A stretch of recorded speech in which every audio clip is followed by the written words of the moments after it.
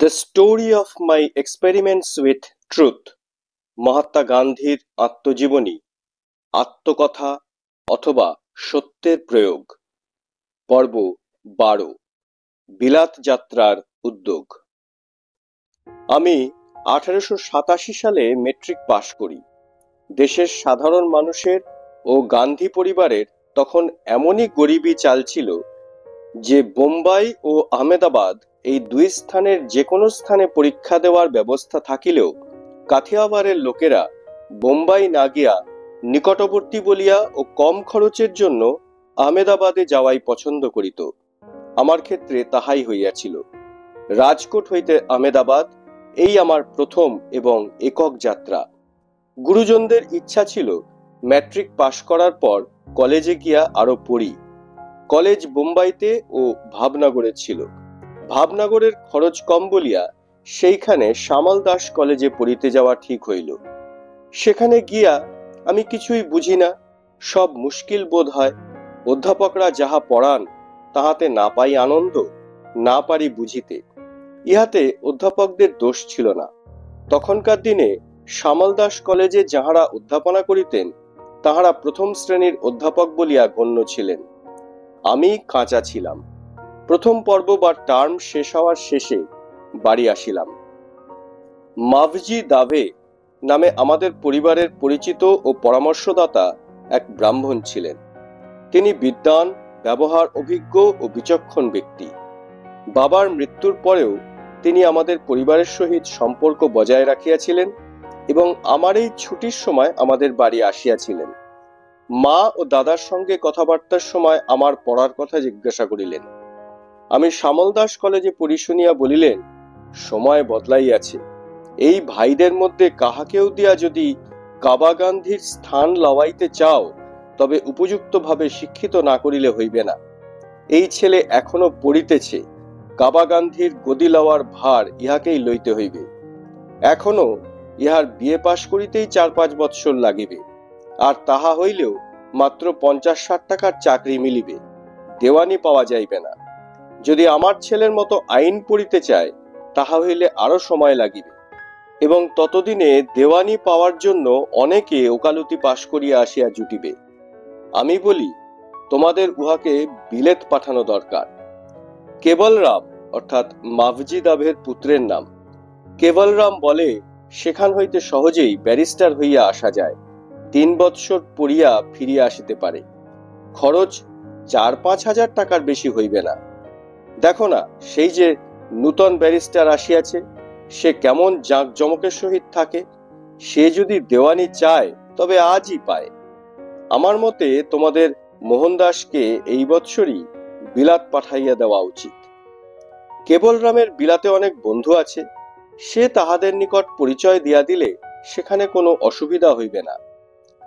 যোশীজি, আমরা মাভজিকে যোশীজি বলিয়া ডাকিতাম। যোশীজি তাহার পরামর্শ যে লওয়া হইবেই সে বিষয়ে কোনো সন্দেহ না করিয়া আমার দিকে তাকাইয়া জিজ্ঞাসা করিলেন, কি বলো, বিলাত যাইতে ইচ্ছা হয় না এখানেই পড়িবে? আমার কাছে আর ইহা অপেক্ষা প্রিয়তর প্রস্তাব কি হইতে পারে। কলেজে পড়া চালানো আমার পক্ষে ভয়ের বিষয় ছিল। আমি বলিলাম, আমাকে বিলাত পাঠাইলে তো খুবই ভালো হয়। কলেজে তাড়াতাড়ি পাশ করিতে পারিব বলিয়া মনে হয় না। তবে আমাকে ডাক্তারি শিখিবার জন্য পাঠান না কেন? আমার দাদা বলিলেন, ডাক্তারি পড়া বাবা পছন্দ করিতেন না। তোমার কথাতেই বলিতেন যে আমাদের বৈষ্ণবদের মরা কাটা ছেঁড়ার কাজ করতে নেই। বাবার ইচ্ছে ছিল তোমাকে উকিল করা। যোশীজি যোগ দিয়া বলিলেন, আমার কাছে ডাক্তারি ব্যবসা গান্ধীজির মতো খারাপ লাগে না। আমাদের শাস্ত্রও ইহার বিরুদ্ধে নয়, কিন্তু ডাক্তার হইলে তো দেওয়ান হওয়া যায় না। আমার মনে হয় উহার দেওয়ানি বা তাহা অপেক্ষাও বড় কিছু কাজ পাওয়া দরকার। তাহা হইলে ও তোমাদের এত বড় পরিবারের ভার লইতে পারিবে। দিন বদলাইতেছে, আরো কঠিন হইতেছে। এখন ব্যারিস্টার হওয়াই বুদ্ধিমানের কাজ। মায়ের দিকে ফিরিয়া বলিলেন, আজ তবে যাই, আমার কথাটা ভাবিয়া দেখিও। যখন আবার আসিব আশা করি তখন বিলাত পাঠাইবার জন্য তৈরি হইতেছ দেখিব। যদি কোনো অসুবিধা হয় তবে আমাকে জানাইও। যোশীজি চলিয়া গেলেন। আমি আকাশ কুসুম রচনা করিতে লাগিলাম। বড় ভাই চিন্তায় পড়িয়া গেলেন, টাকার কি করা যাইবে? তাছাড়া আমার মতো যুবককে এত দূরে কেমন করিয়া পাঠানো যায়? মায়ের ইহা ভালো লাগিল না। আমাকে ছাড়িয়া থাকার ব্যাপারটা তাহার মনোপুত হইল না। তবে প্রথমে তিনি এইরূপ বলিলেন, আমাদের পরিবারের মধ্যে তোমার কাকাই বড়, সেই জন্য প্রথমেই তাহার মত লইতে হয়। তিনি যদি অনুমতি দেন তখন বুঝা যাইবে। দাদা অন্য কথা ভাবিতেছিলেন। পোরবন্দর রাজ্যের উপর আমাদের একটা দাবি আছে। লেলি সাহেব সেখানকার অ্যাডমিনিস্ট্রেটর। আমাদের পরিবার সম্বন্ধে তাহার ভালো ধারণা আছে। কাকাকে তিনি সুনজরে দেখেন। যদি তিনি ওই রাজ্য হইতে এই পড়ার খরচের কিছু সাহায্য করেন। প্রস্তাবটা আমার কাছে মন্দ লাগিল না। আমি পোরবন্দর যাওয়ার জন্য প্রস্তুত হইলাম। তখন রেল ছিল না, গরুর গাড়িতে যাইতে হইত। 5 দিনের রাস্তা।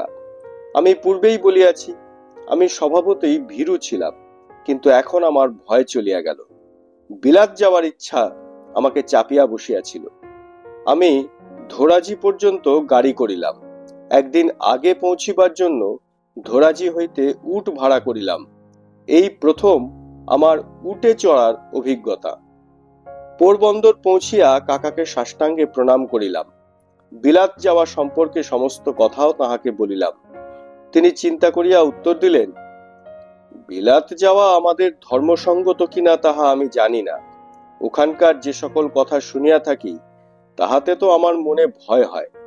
বড় বড় ব্যারিস্টারদের সঙ্গে দেখা হয়, তখন তাহাদের চালচলন ও সাহেবদের চালচলনে আমি কোনো ভেদ দেখি না। তাহাদের পানাহারে কোনো বাছ বিচার নাই। চুরুট তো মুখে লাগিয়াই আছে। পোশাক পরিচ্ছদও ইংরেজের পোশাকের মতো অশিষ্ট। এ সকল আমাদের পরিবারের সঙ্গে খাপ খায় না। আমি অল্পদিনের মধ্যেই তীর্থযাত্রা করিতেছি। পৃথিবীতে আর কয়দিনই বা আমার মেয়াদ। এই সময় আমি তোমাকে বিলাত যাওয়ার, সমুদ্র পার হওয়ার আজ্ঞা কেমন করে দিই? কিন্তু তোমার আকাঙ্ক্ষায় আমি বাধা দিতে চাই না, বিঘ্নও হইতে চাই না। কিন্তু সত্যকার অনুমতি দেওয়ার কর্তা তোমার মা। যদি তিনি তোমাকে অনুমতি দেন তবে তুমি খুশি মনে যাও। আমি তোমাকে বাধা দিব না, এইটুকু বলিতেছি। আমার আশীর্বাদ তো তোমার উপরে আছেই। আমি বলিলাম, আপনার নিকট হইতে ইহার বেশি আশা করি না। এখন মাকে রাজি করাইতে হইবে। তবে লেলি সাহেবের নিকট পরিচয়পত্র দিবেন তো? কাকা বলিলেন, সে আমি কেমন করিয়া দিব? তবে সাহেব ভালো লোক, তুমি চিঠি লেখো। পরিবারের পরিচয় পাইলে তোমার সহিত তিনি অবশ্যই দেখা করিবেন, এবং যদি তার ইচ্ছা হয় তবে সাহায্যও করিবেন। জানি না কাকা সাহেবের নিকট পত্র কেন দিলেন না। তবে আমার অস্পষ্ট মনে হয় যে বিলাত যাওয়া অধর্ম কার্য মনে করিয়া তাহাতে এই সহজ সাহায্য দিতেও সংকোচ হইতেছিল। আমি লেলি সাহেবকে লিখিলাম। তিনি তাহার বাসভবনে আমাকে ডাকাইয়া পাঠাইলেন। সিঁড়িতে উঠিতে উঠিতে তিনি আমাকে দেখিতে পাইয়া কাটা কাটা ভাবে বলিলেন, আগে তুমি বিএ পাশ করো, তারপর আমার সঙ্গে দেখা করিও। এখন কোনো সাহায্য করা হইবে না। এই কথা বলিয়াই তিনি উপরে উঠিয়া গেলেন। আমি বিশেষভাবে তৈরি হইয়া অনেকগুলি কথা মুখস্থ করিয়া গিয়াছিলাম। নিচে নামিতে 2 হাতে সেলামও করিয়াছিলাম, কিন্তু আমার সকল পরিশ্রমই বৃথায় গেল। এইবার আমার দৃষ্টি পড়িল আমার স্ত্রীর গহনার উপরে। দাদার উপর গভীর শ্রদ্ধা ও বিশ্বাস ছিল। তাহার উদারতার সীমা ছিল না। তিনি আমাকে পিতার মতো স্নেহ করিতেন। আমি পোরবন্দর হইতে রাজকোটে ফিরিয়া আসিয়া সমস্ত কথা বলিলাম। যোশীজির সঙ্গেও কথাবার্তা হইল। তিনি টাকা কর্য করিয়াও আমাকে বিলাত পাঠাইতে বলিলেন। আমি আমার স্ত্রীর গহনা বেচিয়া ফেলার প্রস্তাব দিলাম। উহাতে বড়জোর 2-3 হাজার টাকা হইতে পারে। যেমন করিয়া পারেন টাকা যোগাইবার ভার দাদাই লইলেন। কিন্তু মাকে কি অত সহজে বুঝানো যায়? তিনি নানা রকম খোঁজ খবর আরম্ভ করিয়া দিলেন। কেহ বলে যুবকেরা বিলাত গিয়া নষ্ট হইয়া যায়, কেহ বলে সেখানে মাংসাহার করে, কেহ বলে সেখানে মদ না খাইলে চলেই না। মা এসব কথা আমাকে শুনাইলেন। আমি বলিলাম, তুমি কি আমাকে বিশ্বাস করিতে পারো না? আমি তোমাকে প্রতারণা করিব না। দিব্য লইয়া বলিতেছি যে ওই 3 দ্রব্য স্পর্শ করিব না। এত যদি ভয় থাকিত তবে যোশীজি কি আমাকে যাইতে দিতেন? মা বলিলেন, তোমার উপরে আমার বিশ্বাস আছে, কিন্তু দূর দেশে কেমন করিয়া থাকিবে, কি যে করিব আমার বুদ্ধিতে কুলাইতেছে না। আমি বেচারজি স্বামীকে জিজ্ঞাসা করিব।